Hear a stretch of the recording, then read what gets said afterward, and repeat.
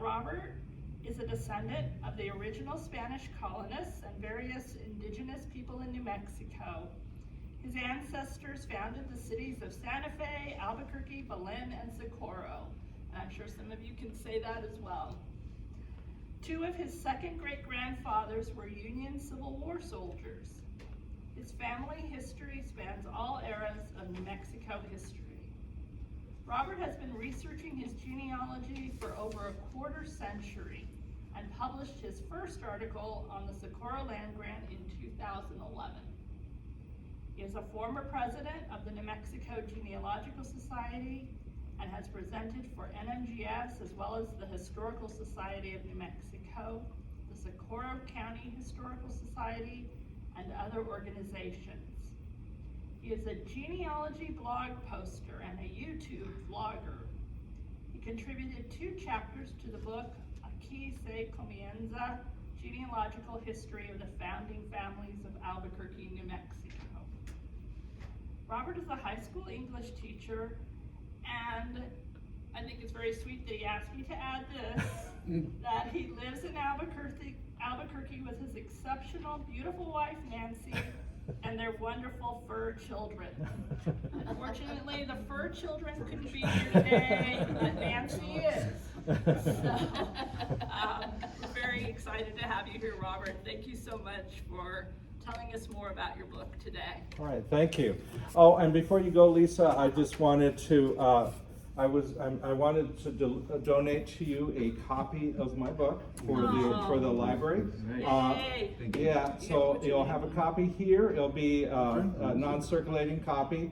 If I do have a few more of these, we may have a circulating copy in here too. Thank you, Robert. Right. Thank you. You're That's welcome. very generous. All right. Appreciate it.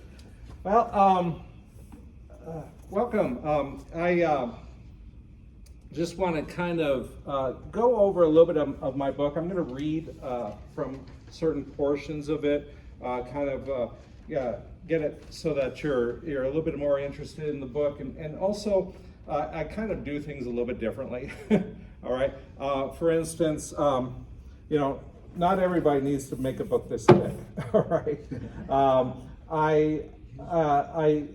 I base it on my genealogy databases, which I have been developing over the last quarter century.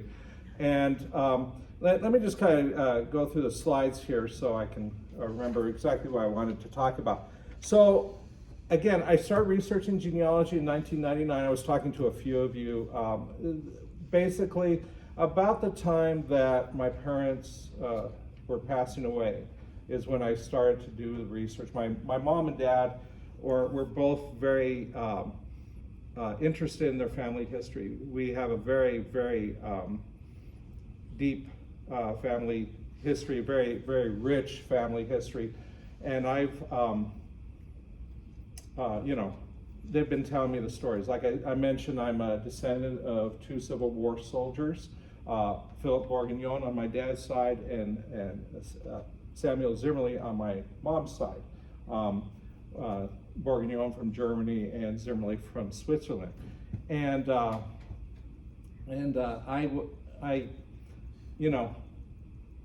course, my family has been here, in various different lines, all the way back to 1598 to 1600, and to various native tribes and such, as many Hispanics are. We all have that mixture, coming from Mexico, coming from Spain, coming here into New Mexico. There's a lot of admixture, okay? I found out that Socorro was resettled in 1815. If you know anything about the history of Socorro, it was named in 1598 when Juan de Oñate went through the Jornada del Muerto, a 90-mile stretch of desert, the dead man's path, basically. And they didn't have much food and water. They came across the Piro people, the Piro Indians, and they gave them food and water. So they called it Socorro, or help, because they received help there. So there was a church that was set up there. Eventually, there were some people, we don't know too much, because unfortunately, because of the Pueblo revolt, a lot of records were destroyed, not just in Socorro, but throughout New Mexico.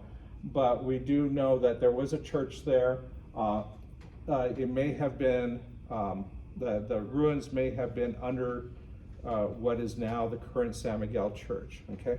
However, after the Pueblo Revolt, no one really settled in Socorro until 1815. And I found that out, when I started doing research. Many of my family members are founders of the Socorro Land Grant. If you look at the handout here, there's some asterisks. Those are my family, my ancestors. Mostly fourth great grandparents, maybe even a fifth great grandparent in there and such, okay? So you're talking 6 generations away, okay? I realize that there was not a comprehensive history of the families of the grant. In fact, there was only sparse research into the genealogy of the community at all. I mean, I've seen, a number of articles, I've seen maybe a few books and such, but compared to northern New Mexico, there's not really a whole lot of research into Socorro, all right? Again, some people have done it, and some people have even researched the Socorro Land Grant. Ron Mieta, for instance, wrote an article where he tried to figure out who were members of the land grant by just looking at baptismal records in Belen and Socorro at the time. And I realized that if I wanted to read a book about the founders of the Socorro Land Grant, I had to write it myself, okay?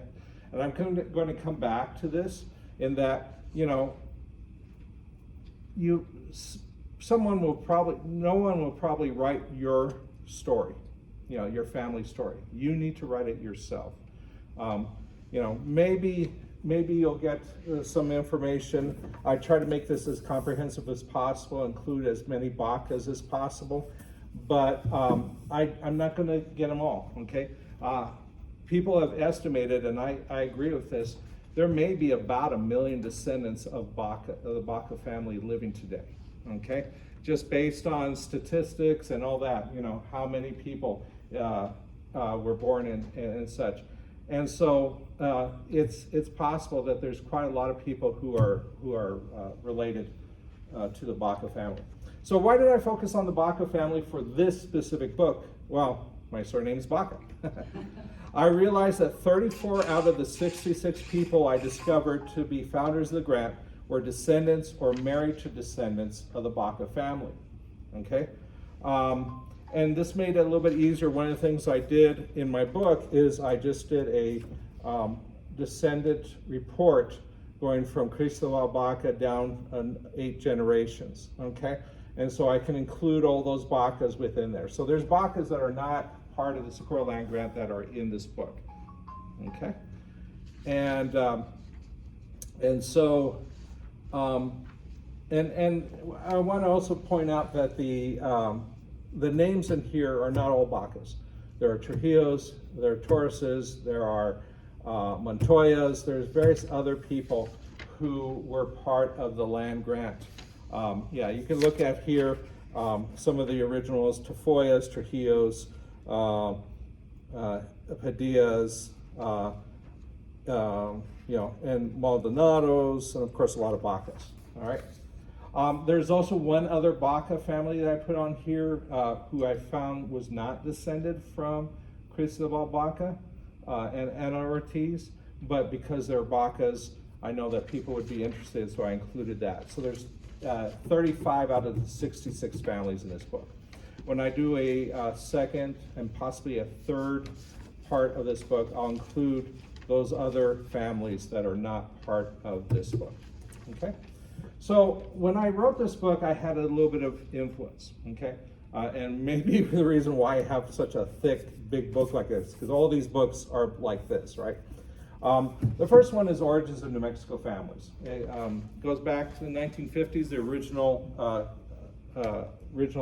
print by Fray Angelico Chavez, a priest who did some of the best research, best early research into New Mexico families. And he identified Bacas as an important family that had spread throughout all of New Mexico, their descendants and stuff, okay? Some of his research is a little off, because he didn't have everything. Other people have for instance, you have Beyond Origins of New Mexico Families, a website that Jose Antonio Esquivel has created that has has done more research, but Fran Halico just didn't have access to a lot of the records that have been found recently, within the last few decades.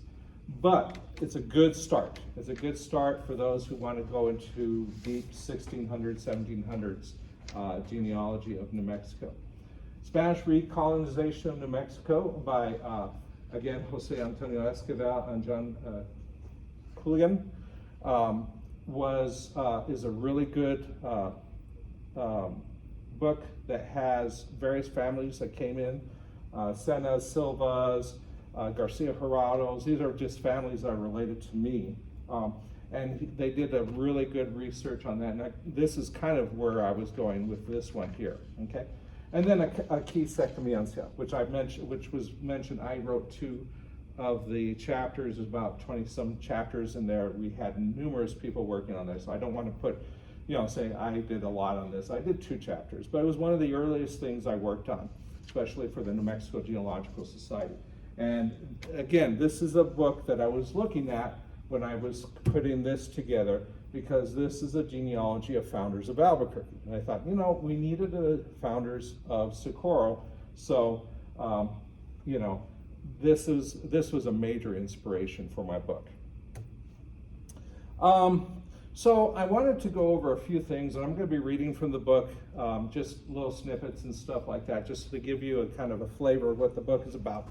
And I wanted to talk about organization because some people might see this and be a little bit, daunted by it. But there is a table of contents on here, and so I wanted to mention that my preface briefly discusses my Baca family connections. Okay, I wanted to have my connections to the Baca family here, and so I talked a little bit about various people, such as my great-grandfather's family, the Seda Bacas. I talked a little bit about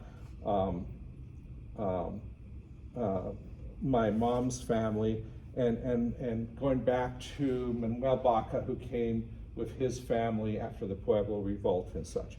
So I talked a little bit about that.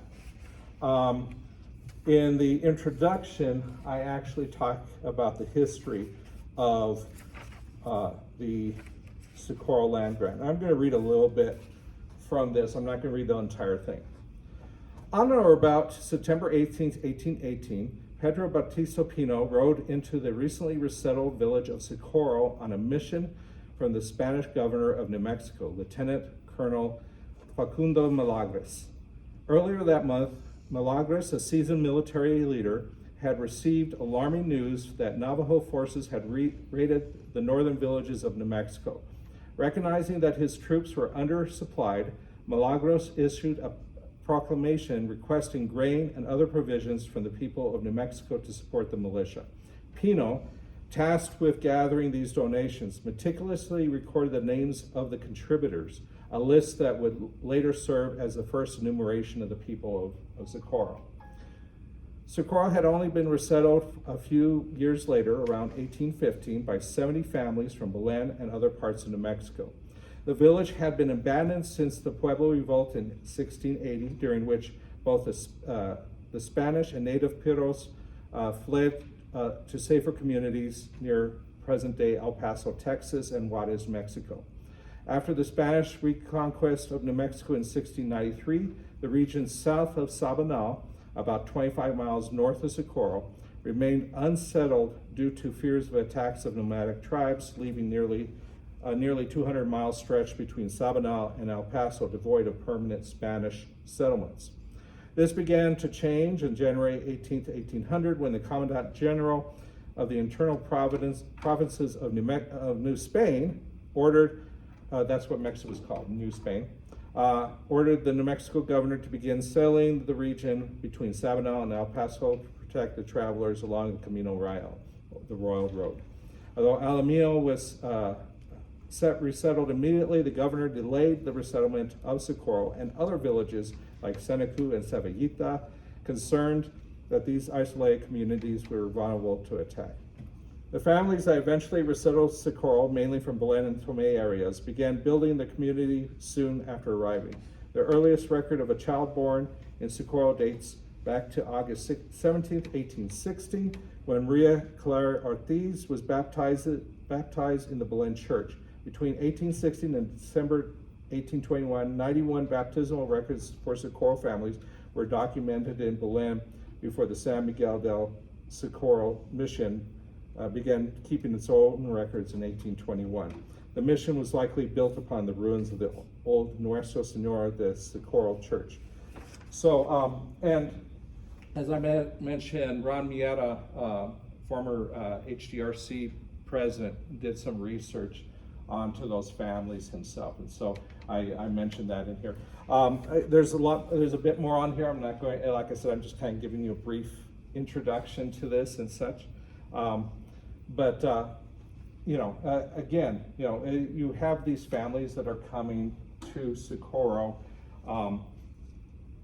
Supposedly 70 families. I've identified about 66. There's other names in there that may have been there and such.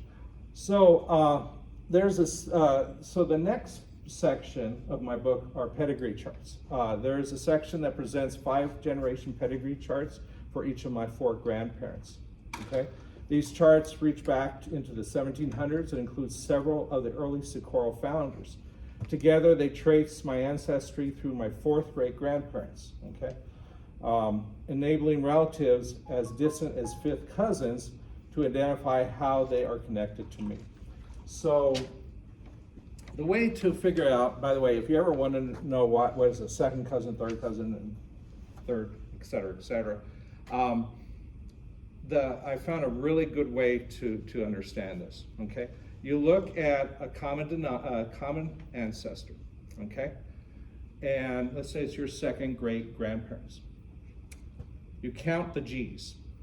Great-grandparents, 3rd cousin. Okay, or you just add 1 to the greats. Okay, but you count the G's. Great-grandfather. That's a 3rd cousin if they're related to you. If they're separated by a generation, for instance, we were talking, that Baca here was talking to me, and he's related to me 2 different ways, through my dad and through my mom. Let's talk about my mom. My mom is his 2nd cousin. That means that I am, because I'm separated by a generation, I'm separated by, that is the once removed. Okay, so he's my 2nd cousin once removed. All right, so that's how you figure that sort of stuff. So these pedigree charts, again, show, and I have a pretty, I have all the names of my, up to my 3rd great-grandparents. When it gets to 4th, that's when people start disappearing off of my pedigree chart, where I can't find information. But it's pretty deep, and so if people are looking, hey, I'm wondering if I'm related to him, you can find that information in these pedigree charts. Okay.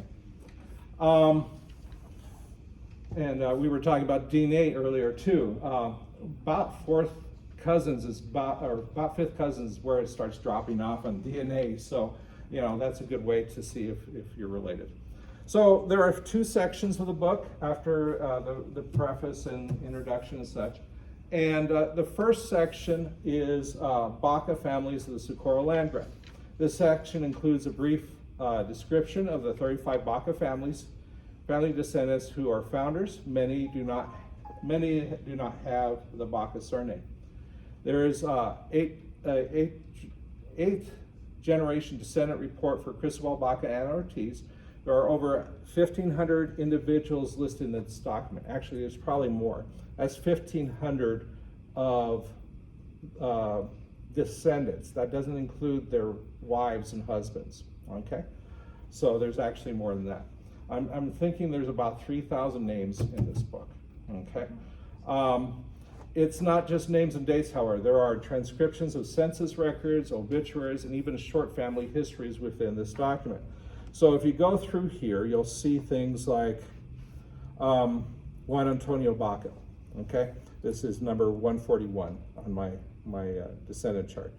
The parentage of Juan Antonio Baca, husband of Maria Romero Baca, and father of Luis Maria Cabeza de Baca, is a matter of contention. Fray Angelico Chavez, in his books Origins of New Mexico Families, indicates that Juan Antonio Baca is the son of Antonio Baca and Monica de Chavez, and hence the grandson of Josefo Baca. However, Henrietta Martinez Christmas and Patricia Sanchez Raul, in their book Early Settlers of La Cienega, believe that he is actually the son of Cristobal Baca and Apolonio Vega y Coca, and hence cousin to Antonio Baca and nephew of Josefo Baca. They show as proof of his parentage that he seems to be linked to a number of the particular Baca family as godfather to the children, and also seems to have lived in La Cienega all his life, which further links him to the family. And then I mentioned where he was in the census, and I have a transcription of the census there. So as you're reading through this, you will find like little histories, little discussions of where I got my research and stuff like that. So it's not just names, it's not just dates, it's about these families, okay? Section 2, I call Socorro Family Vignettes. This section goes into more depth into certain families. The stories are Dionisio Antonio Baca and his Baca and Torres descendants. Many of the Torres families, I've broken up the Torres families into two different families, and I'm descended from both. But one of the Torres families is the son-in-law, Agustin Torres, his family. This includes Zimmerles and various other families that descend from the Torreses, okay? And so they have, it talks about that. And it'll talk about certain families within that, and it'll have pedigree charts, descendant charts, and stuff like that. Luis Maria Baca of Lemetar, New Mexico. This is the grandson of the famous Luis Maria Cabeza de Baca. He's my second great-grandfather's brother, okay? And I talk about my second great-grandfather on that too.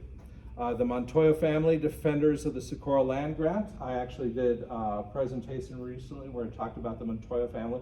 This one is not directly, I'm not descended from, but it's an interesting story about how they defended the Socorro land grant. And then Maria Guadalupe Torres and her family. She had two husbands, separately, of course. One died and then the other. Okay. Francisco Antonio Garcia, whose father was one of the founders of Socorro, and actually a person who had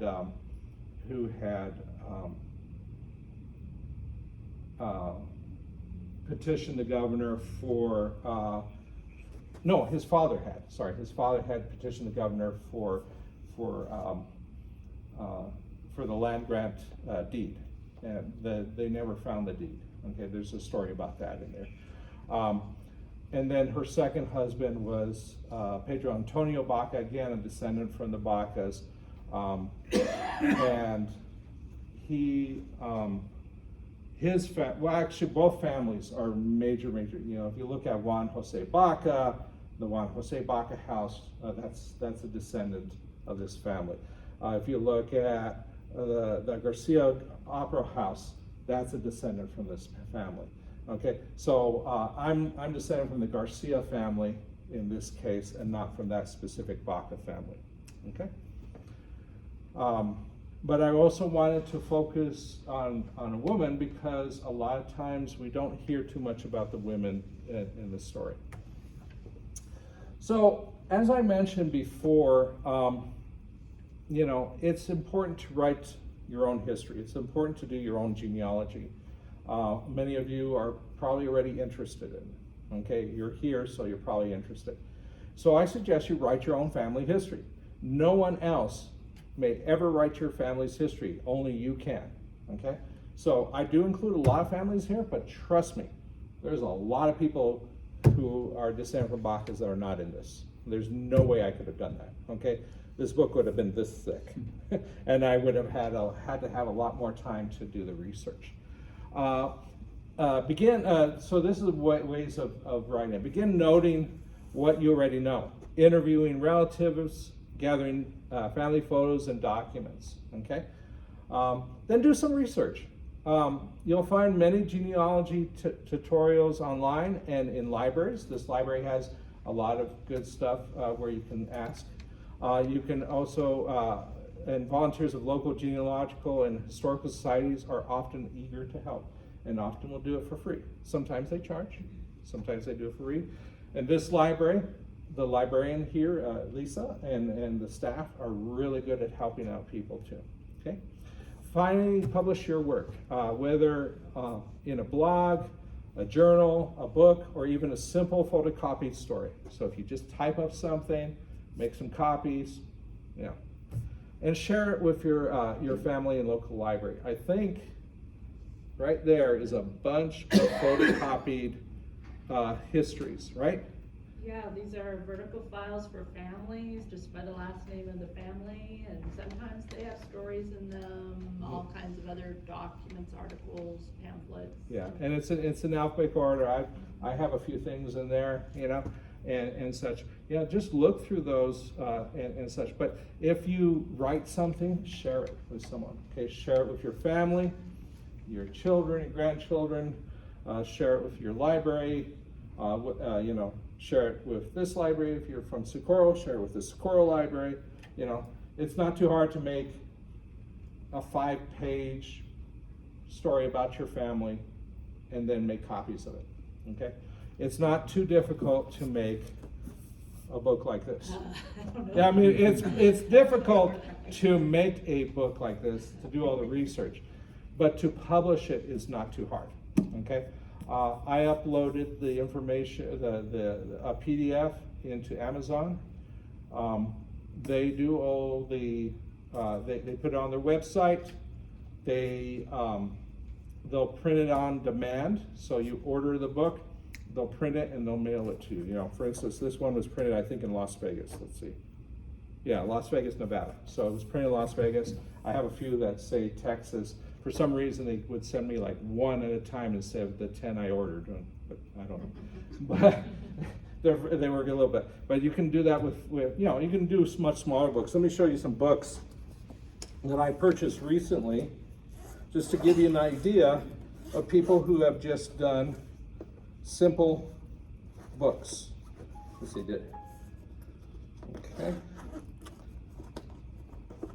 Okay. So, Andres Armijo did a book about the Candelarias, okay? I think this cost, what was it, like maybe $15, okay? And, it's just, it's 100 pages, it talks a lot about his Candelario relatives. These two people, this is a husband and wife up in Colorado who have New Mexico roots. I happened to see a posting on a Facebook group, and I purchased the books. Yes? I wanted to mention, because I'm a member of the Southwest Writers Group, that if you have a book on Amazon and you want to get it free publicity from it circulating in the little pop-up ads, you have to have 10 reviews. So get 10 of your friends to read your book and review it, and then you've got a much better chance of being advertised and sold widely. Yeah, so there we go.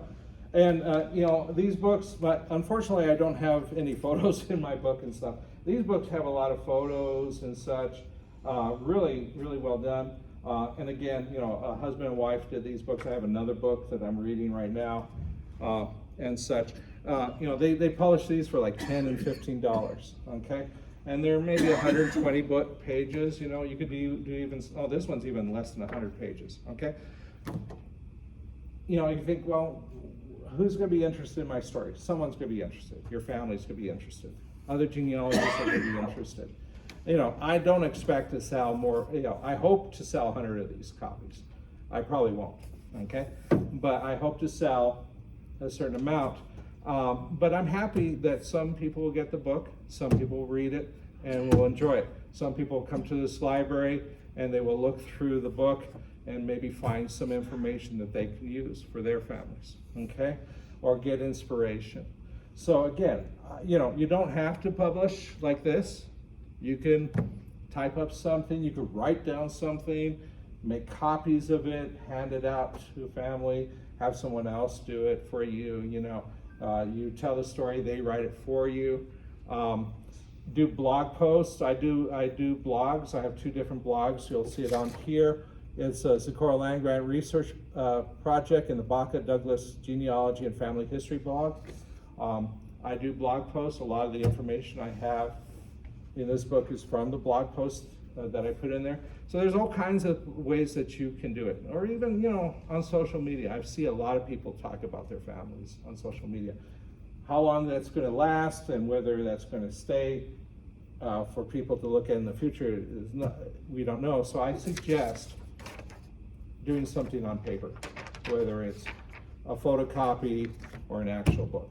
Okay? All right.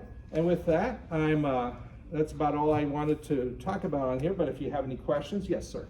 I tried looking for the Socorro land grant, both on the internet and in the state archives. I didn't find anything. There was on the, I don't know if it's still there. There's J.J. Bowden, J.J. Bowden did a dissertation where he is a he. Some people think he's a she because his first name is Jocelyn, but I found out it's a he. I found his obituary. So he did a dissertation that looked at all the land grants, and it was on the state historian website. I haven't found it recently. Okay, but if you go on to my blog, you'll find that it is. I talked a little bit about the Socorro land grant in there. Yeah, did you put down the source? Yeah, the sources are all there. Yeah. What about La Jolla land grant? I think Francisco Cisneros did some research on that. I haven't done any research on this La Jolla land grant. It's some different families. But if you could find the J.J. Bowden dissertation, do we have a copy here? Do you know? I don't think so. I will try to look into that. Yeah. We do have the land records for the Spanish Archives of New Mexico. Right. Do you think the Socorro land grant would be? Yes. There's a Yes, section it is. for that. There's hundreds of pages and a lot of it's in English, some of it in Spanish, and all that. But there are 3 court cases that Socorro people fought to get the land, and the first one, was looking at 800,000 acres. And originally, the United States government said, "Oh yeah, sure," and then they did another one, and the government says, "No, we're not going to do that much land. We're not even sure if the Socorro land grant actually exists. We can't find a deed. There's questions as to whether a deed was forged and all this sort of stuff." So there was another case, and then the last one, Candelaria Garcia, who is descendant from that one woman that I was talking about, Maria Guadalupe Torres. She and is a relative of mine. He was the mayor of Socorro, and he fought for the land grant and eventually got 4 square leagues, a league about 3 miles, centered on the San Miguel Church, going the 4 cardinal directions, a league each. So he got that approved. It's actually, if you look at state law, it's still there. It still mentions, and it says that Candelaria Garcia, who's long dead, over 100 years, Candelaria Garcia and the city of Socorro, have, but I think all that land has been distributed and all that, okay? I know that Home Bursum Senior, the original Home Burson got some of that land. He bought it from Candelaria and such like that. There was a lot of fight over the land grant when Anglo families came into Socorro. They all married into, a lot of them married into Hispanic families, and they were saying, you know, I got this land from my brother-in-law or from my father-in-law. I'm not going to give up my land and all this, so they fought against it and such. While the people who were descendants of the original land grant, of course, wanted the land and such. There's no, as far as I know, there's no land grant left. Okay, all the property has been distributed and all that. But it's still, the heritage is there, and it is important. Okay. Yes, Ed. I have one more question. Okay, sorry, go ahead. I traced my ancestors back to 1692. They came in with a reconquest. Right. And he came in from Mexico. Yeah. Someone's phone is going off. Mine, I'm Can sorry. we have one buzz? I tried. Okay. And Okay, go ahead. I've been having a lot of problems tracing his father and his mother. I got where he was baptized, but there is no source that it's from the familysearch.com. Yeah. So there's this book right here. Now, not all the people of the Reconquest are listed on this, but this is a specific families that were recruited in Mexico City. There's other families that came in during the Reconquest. This is where you might find some information. What family is it? Gonzalez. See, I got it from there. I got it to 1692 when I first came in. I'm in Mexico right now, and I can't find baptismal records or anything. There may be other information out there, but to tell you the truth, a lot of people have been researching into this. Jose Antonio Escobar has done a lot of excellent work on these families and stuff. But there's just, you know, they can only find what they find, and you and I probably wouldn't be able to find it because it's probably in an archive if there's any records left. Yeah. It's probably an archive molding somewhere and all that sort of stuff. I mean, there's been a number of people. Robert Martinez has done a lot of research down there. A lot of other historians have gone down there and such. And there's stuff online that talks about, look at Beyond Origins of New Mexico Families, which is online. See if there's anything on there. But basically, if they haven't found it, the likeliness of you and I finding it are next to zero. Well, I learned something from the people here in the library. Yeah. Because I was going to use that information about his baptism. Yeah. And they said, no, it doesn't have any source material. Okay. So you should find the source material before you put it into your work. Right. So do you suggest that I start, because Andres Gonzalez had 4 kids?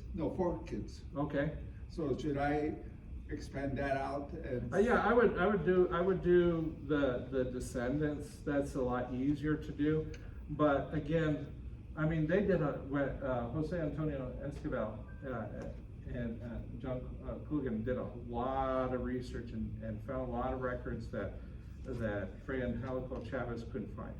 And they went back and they got a lot of information. And the others have done it, you know, and done research. But to tell you the truth, you're not going to find it online, you know, these records for the most part. There may be some. They're putting some stuff on for Mexico and all that. Look at familysearch.org. If you would go online, that's a free source, and they've got a lot of things and such. But we're at the tip of the iceberg. Even though Family Search has done a lot of digitizing, it's the tip of the iceberg of what's out there, and a lot of records are just destroyed from one way. Okay. Another question. Okay. Are these books still being published, or are they unpublished? Which ones? These here? Yeah. This one is out of print. They have a copy here. or Origins of New Mexico Families and Aquí se comienza, you can purchase online, or maybe even at a history or a genealogy conference or something like that. But yeah, Spanish recolonization, he doesn't want to print it out anymore until he redoes the book and such. Okay, Ed. So going back to these, the dead ends, Uh-huh. so this Juan de Vaca, the father, Cristobal de Vaca, Uh-huh. and they can't find anything in Mexico City or in Spain from So- Juan de Vaca, tracing him and. So they have, Beyond that? yeah, they have a little bit, there's some speculation, and it's based on surnames, the surnames of the children, okay? Because all the girls have different names, different surnames. There's Zamora, I can look it up, hold on. But they all had different surnames, the daughters. De Borges, de Villanueva, and so forth. And so they think that might be grandparents, and they have found some people with those names, and they have found some Bacas in Mexico and such, but it's all speculation right now. They haven't been able to tie them. Again, and beyond Origins of New Mexico, if you look on the website, under the Bacas, it'll talk about that, okay? Yes? I was part of a study with UNM in the anthropology department, Uh-huh, only because I had a Spanish surname, right. and there were kids, other people that were picked for the study. And it was just a DNA study, Mm-hmm, and so I do know my DNA. right. I am now reading a book written by Maria Rana, Ladino Land, Okay. and which has people from Spain going through Mexico and all. I'm having an identity crisis. Well, I'm only in the middle of the book, and I don't even know if I wanna finish it because there was so much violence. oh yeah, oh yeah. I mean, and, you know, the inner, and the We- thing and whatever. Yeah. I really am having, Yeah. who am I anyway? We are descendants of conquerors and the conquered. Can I There's say that again? we're descendants of conquerors and the conquered. Okay? Mhm. We have mestizo heritage. There's no New Mexicans that don't have mixture. Okay? Right. And some of it goes back to Mexico. Mhm. Back to various tribes, the Mexica, Aztecs, and various other tribes, maybe even from parts of South America, whatever. There's, then when they came to New Mexico, one of the reasons why I say there's about 1 million Bacas, million descendants of Bacas, because some went back to Mexico, some had children with Native women, or were Spanish women who had with Native men and such like that. So that those families stayed in those tribes and stuff like that. I mean, the Native peoples in New Mexico often will have Spanish blood within them. Okay, people in the 1600s, 1700s talk about my cousin in this pueblo, my cousin in that pueblo. I'm talking about the Spanish people saying, my cousin's here, my cousin's there, all this sort of stuff. It's kind of interesting how close, there's a lot of conflict, especially before the Pueblo Revolt, but there was also a lot of trade, there was a lot of understandings between the Pueblo peoples and the Spanish people. It wasn't until later that a lot of that racism, there was a lot of racism prior to the Pueblo Revolt. And they came back and they said, okay, we can't be as bad as we were before because these people will fight us and kick us out again. So there was a lot more understanding of the people in these various different communities. And again, cousins and such, people were related to each other. And, but I'm not going to downplay other things. There was slavery too. A lot of Native people were enslaved. There's a project that my wife and I went to, that database, and I can't remember the database right now, but they talk a lot about the people who are Native people who were brought into Spanish households and such like this, and were virtually slaves and such. Is that Genízaro is the term they often use. He tribalized natives who were often kidnapped babies and toddlers and stuff like this. But a lot of them may be your ancestors. I have at least one who's identified as Genízaro. Well, Candelaria of all names, yeah. well, the interesting part of my DNA is the last 5%, Yeah. which is African. Yeah, and there were a lot of Africans who. Right, and what they said at the DNA study was that they would have, therapists on board if you got to that part of it and you were upset because you had the 5% African, which is That's a lot weird. of, and a lot of the 3 other people that I also, recommended for this study, the women all have the same, almost the same percentage of Yeah. European, Native American, Yeah. and, oh wow, African. Yeah, Am well, I upset? Not? yeah, there were a number of Africans who came. I mean, one of the first explorers of New Mexico, Spanish explorers, was an African. Estevanico. Okay. Well, they said that ours goes back thousands of years Yeah. from the migration of the African out of South Africa, which one part went west and one went east and up through the Well- Middle East. Well, there was a lot of Africans in Spain because of the Muslim Right. occupied, the the Moors. Moors and such Yeah, like that. it's There's a been lot of crazy. Africans. Yeah, so there's that's one thing I like about New Mexicans and a lot of Hispanics is that we have that rich mixture. We have Jewish ancestry, we have Arabic ancestry, we use Arabic words in Spanish. Okay, there's a lot of words. Azúcar is an Arabic word. Okay, sugar. Naranja. Orange is an Arabic word. Okay, a lot of these words using el goes back to al in Arabic. So there we have not only language but mixture of genes and such like that. It's a very complicated history, of Europeans, Arabs, Jewish people, Africans, Native. We all have that kind of mixture. You have something to say? Okay. Yes. Yeah, you spoke about writing your own family history and Yeah. documenting it, doing a blog, Yeah. or something like that. Yeah. So my uncle did a short history on the Baca family, Mm-hmm. and he just typed it up, and he has a pedigree chart. Mm-hmm. Goes all the way Mm-hmm. to Cristobal Baca, Yeah. and he just gave that to his family. Right. And so I have a copy, my family has a copy. Yeah. And what I wanted to do was to go through his research. Mhm. Because I'm interested in it, but also I didn't want to just say, hey, look at all the research Right. that I did, because he did it all. Right. And, but I wanted to just expand on that and maybe do what you said about getting it out there. Right.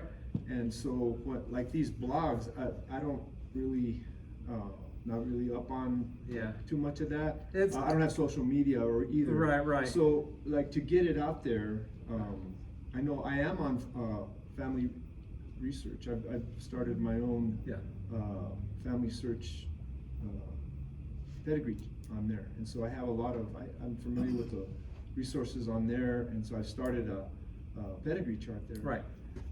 But to get it published or something like that, I guess it's pretty simple. Yeah. Like you spoke about. It's I won't say it's simple, but it's a lot simpler than it was before. I mean, you can go and you can find websites where you publish and you pay a whole bunch of money to get the copies, and they look really nice and all that sort of stuff. Or you can do it yourself, put it on something like Amazon or another place where they'll distribute it. okay? Now, is a blog tied to something? So a blog is just a website It's a that website? has, that you're able to do short articles. And so you'll just be able to type out a little bit and then post it, and then you do another one, you post it, and so forth, okay? So I do a lot of short articles. I might do like, you know, baptisms or marriage records or something like that, and I'll just Right. post it on there. Or I might talk a little bit about, you know, and it's really short things because you're Right. talking about a page. But you post these things, and you could do it daily or every month or whatever it is, right? And you just post them onto the blog, and they're out there, and you can, you know, people can go to it and see it and you know, So if read I what- wanted to start a blog, I would just, Yeah, go somewhere to say, I wanna start a blogger.com blog. is a good, Blog.com? blogger.com. Blogger. Yeah, blogger.com is a good place to start. Again, it's pretty, you know, you mean, it'll show you how to go through it and all that. It's actually fairly simple, but if you're not familiar with the internet, you may want to have someone help you out with I'm that. familiar with it, but the question I have is like when people want to find out, I mean, if somebody was interested in what I had to say, Mhm. how would they How would they go? find my stuff? You can, They would well, just do a search on they would do a search, genealogy? yeah, or- well, they could do a Google search. You can ask a lot, so you can promote it in certain ways. Cindy's List is a genealogy catalog, or that puts all kinds of things, and you can request that your blog be put on her list. You can send emails to people that show the blog link. You can. Oh, okay, yeah. Yeah, there's various different ways you could publish it. You could put it on a piece of paper like this, yeah, hand it out to people. You know, there's various different. Yes, You can put it. I'd love if you donate materials to put in the family files. Yeah. I can put information in the library catalog saying that it was research done by your uncle, and I can put Yeah. a subject heading for your uncle. Yeah. or Yeah, and you can about make the family, copies. and, like, try to Mhm. make sure you get credit for the research you've done. Right. And for YouTube. example, this book that Robert donated today, I'm going to be putting a record in something called WorldCat, which is a database of holdings for libraries all over the United States. So that if anybody's looking on that database, you could try that WorldCat. It has books and materials from libraries all over the United States, and people will know that we have a copy here and that he's published this book. Yeah. And that'll help to get the word out. So there's a lot of different ways to make sure people Yeah. are aware of your research. Yeah, you know, when I published this book, I wasn't thinking, it's gonna be a New York bestseller, New York Times bestseller. There's no way it's gonna be that. It's too thick, it's too big. It's very specific to an area and time. But there would be people who are interested, okay? And if they just find it in a library, I'm happy with that, okay? If they use it to do their own research, I'm happy with that. As long as they're citing their sources, okay? I'm happy with that because it makes it, you know, it's accessible. It allows people to see it. People get inspired to do their own genealogy and so forth. Okay, let me have you first. Okay, bye. To make it simple, you can Google the name, Joe Blow, but you need to put it in quotation marks. Because there's 4,900 Joe Blows. Okay, you might get Fred Blow, John Blow, whatever, but put quotations around it, and hopefully you'll find it. Good idea. Do you have internet access on this computer? Probably not. You can, looks like the Wi-Fi is on, so yes, go ahead, try. Okay, so let me give you an idea here. And Ed, did you have a question or a comment? One of our great grandfathers, Martin Baca. Uh-huh. Let me just close this. This is crazy.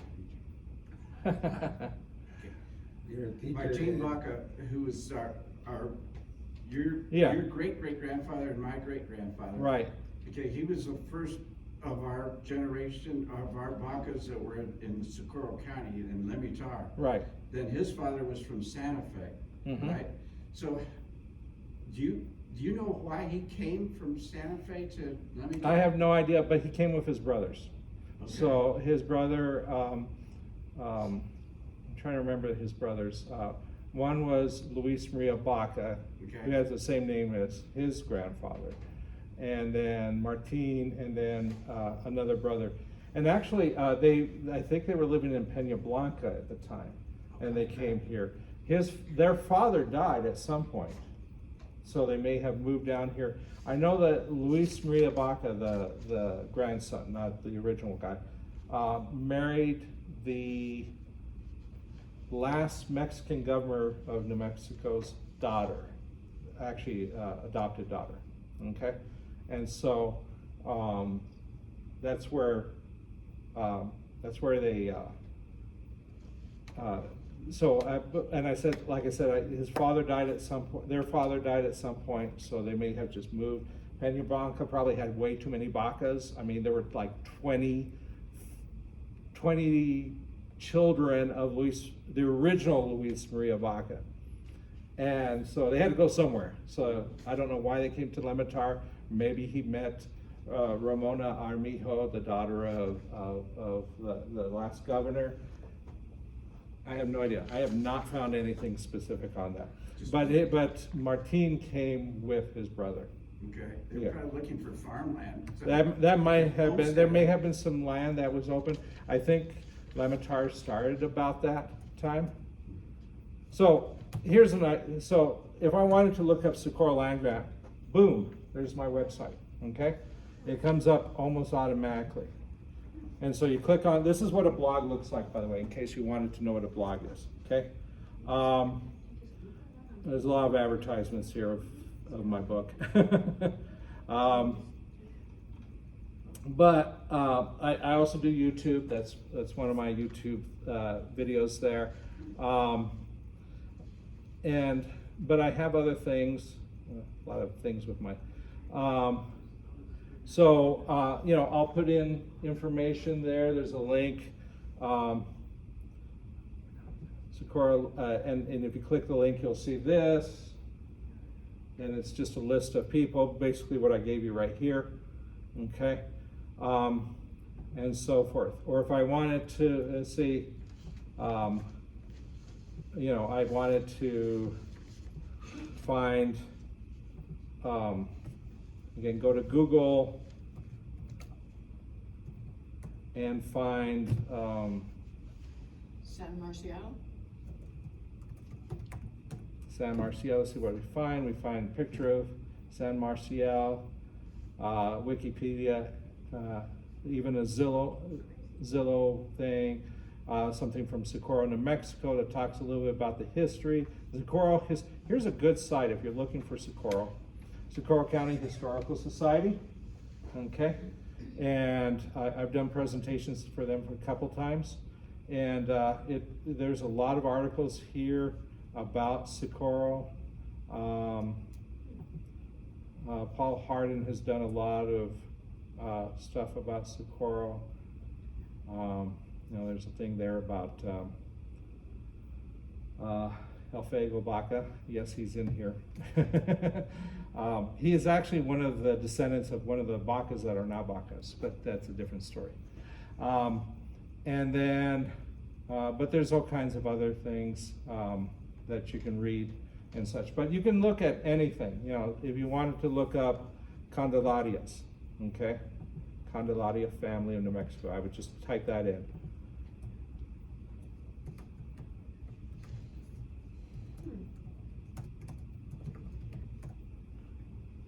See what is there. Something about the ice cave, Candelaria genealogy on WikiTree, some stuff on Ancestry, something about a Nash Candelaria, maybe some news articles about various Candelarias. It's always fun to find, this Baca murdered, you know, whatever it is. A lot of There's interesting there's stuff. also websites that you can go to. I use Ancestry.com. It's a paid site. I use newspapers.com. I think you can access them both in this library, or no? Yes. Newspaper archives and News. ProQuest historical newspapers for Right. New Mexico. Can you historic still newspapers. can you still access Ancestry here? Yes, Yes. and Yeah. all of the libraries in Albuquerque. Right, but you have to be in In a the library. library, yeah. You can't do, there's some, if you go on to, let me give you, and there's a link here, I believe. If you go into Genealogy Center, Albuquerque, and you go to, Yeah, that top one actually. is it the top one? Okay, this is a really good site. Hey, look, they have my book there. I wish I was able to put that picture on there. I couldn't figure out how to do it. But there's databases on here that you can go to and so forth. I think you have links on here too, don't you? Yeah, on the left side, online databases. Online databases, yeah. So there's the various online databases that some of them, I think some of these you can do at home, but a lot of them you have to go, like Newspapers Archive. Those are all available, the ones that, only Ancestry, you only have to be at Ancestry, at a library to use Ancestry, Right. but all the others you can also use from home Right, with Right. your library card. yeah. And like she said, you can be at any of the Albuquerque public libraries to do it, so you don't have to be here. You can go to one closer to you, okay? But you can see what they have there as for research and such, okay? And yeah, there's a lot of things out there, but yeah. Any other questions? Back to his question about his long lost relatives, I can't remember the name of it, but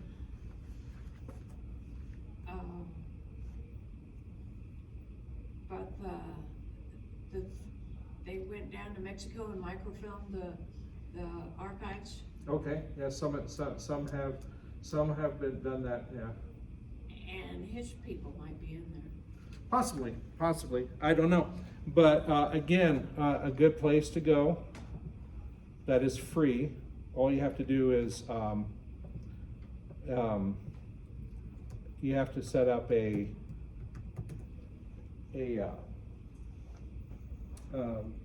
you have to log in, so you have to put in your information and stuff like that, but it's free. It's familysearch.org, okay? And it has a lot of records. This is basically the Mormon church, okay? Yeah. And so, you know, the Mormons do a lot of the records that we have, the microfilm and stuff were done by the Mormons, okay? If you feel uncomfortable, because a lot of times they'll ask you to put your family tree on there.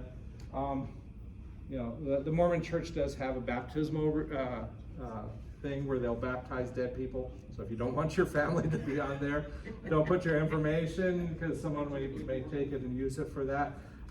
If that really weirds you out. I don't put I think I have put a little bit in there, but they have a lot of good records. They have, one of the things I've been going through recently are deeds and stuff like that, early United States deeds, and there's a lot of good information on there. Yeah, I mean, there's so much I could tell you about, but it would take me like days to talk about any of these subjects. But I'm happy to answer any questions. Any other questions? Well, I'll just say this book is amazing. I can't believe all the citations you have for everything. Yeah. So people can go back and find the actual documents, and having an index at the back is a big help. Yeah, I made the citations smaller so I could fit them on here, but it's still quite a lot of citations. These are the citations. It takes up a good chunk of the book. That's my citations for this book. It's amazing. Okay, I mean, I have thousands of citations on here. And then, here are the list of names, and I think I figured out it's about 3,000 names in here. So it's not just the Descendants, but also, spouses and all that, okay? And you'll see that some spouses are both spouses are descendants from the Baca family. That happened all the time. It's not unusual, and it's not necessarily unique to New Mexico where cousins marry cousins, okay? But, with that said, not a whole lot of Hispanics came to New Mexico. So a lot of the same families kept marrying into each other, okay? So, but regardless, you'll find a lot of information in here and all that. And I'm gonna go ahead and end it here, and if you wish to purchase a book, it's for $40. I'll sign it, and I have the books back here.